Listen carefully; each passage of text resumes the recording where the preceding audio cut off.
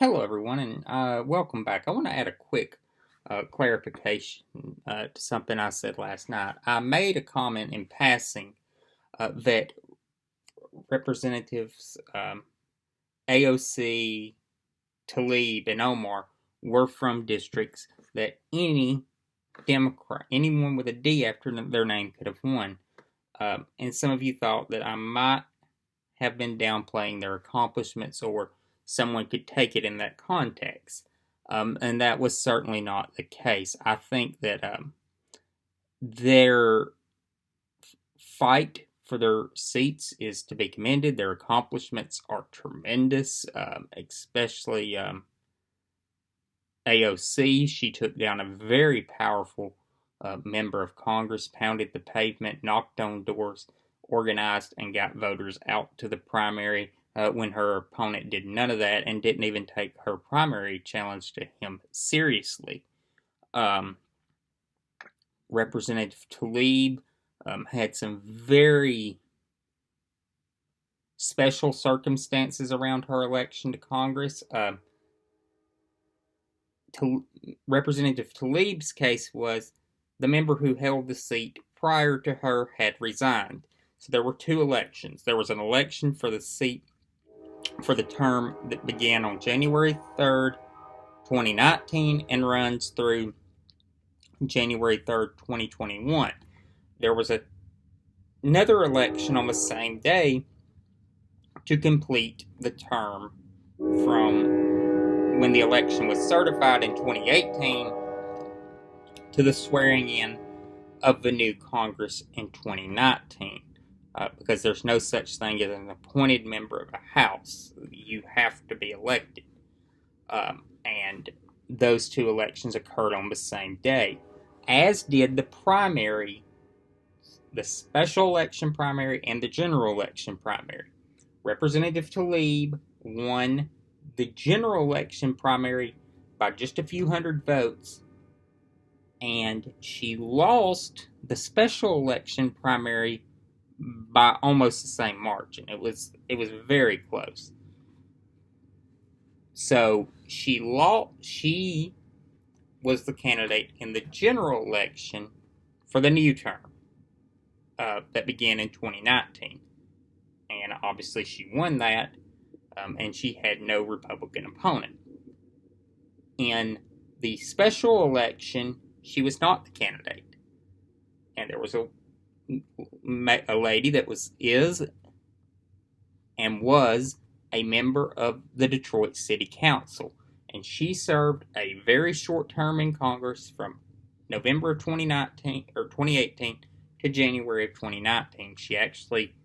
They found a provision of congressional rules where she was able to keep her seat on the Detroit City Council and serve that short term in the House of Representatives. So, as I said, she fought very hard, for her victory. As I said, she got out there, she organized, she knocked on doors, and she got voters out to the polls and won a very close election. Representative Omar similarly worked very hard to get elected to Congress. It's an inspiring story. He's a refugee to this country.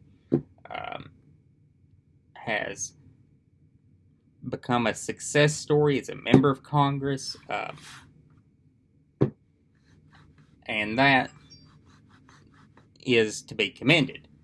And runs in a district that is very favorable to her. It's a very diverse district. My comments were more of this.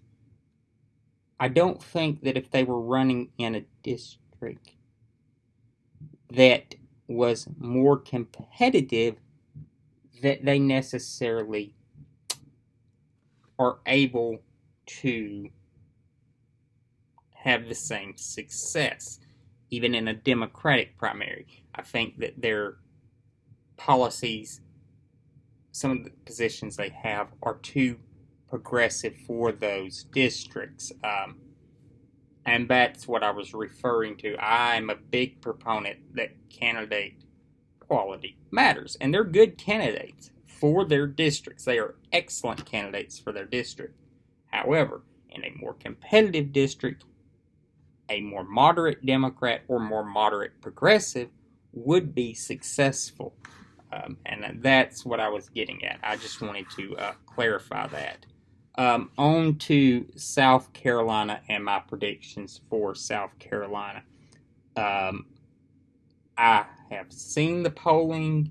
The polling trend continues to point out what I think will be a very healthy victory for Joe Biden tomorrow. I think that Bernie Sanders is likely to finish second. Third place, probably going to be Tom Steyer, although that could be up in the air. I think, though, that it's safe to say that Biden's going to win a healthy victory tomorrow night, and then Bernie Sanders finishes second. And then we're off to Super Tuesday. That's just my read on it. I think that I will have a better read on what I think is going to happen on Super Tuesday after tomorrow. And I see if my prediction is true that Biden wins and by how much. I'll be able to give a better feel for Super Tuesday. So it's about to get really interesting really quick in the primaries. I just thought I would add that quick clarification. As I said, no disrespect to those young women and members of Congress who worked very hard in 2018, did the retail politics, they knocked on doors, they organized, they got convinced people that they should be members of Congress and are now members of Congress and are fighting for issues they believe in. Whether you agree or disagree with them, you have to say that they accomplished something special. But my comment was aimed solely at the fact that they are running in districts that are very favorable to a very progressive candidate. And that if they were in a more competitive district, they may not have been as successful. That was the only thing that I was aiming at. I'll see you all later for this day in history. Y'all have a great night.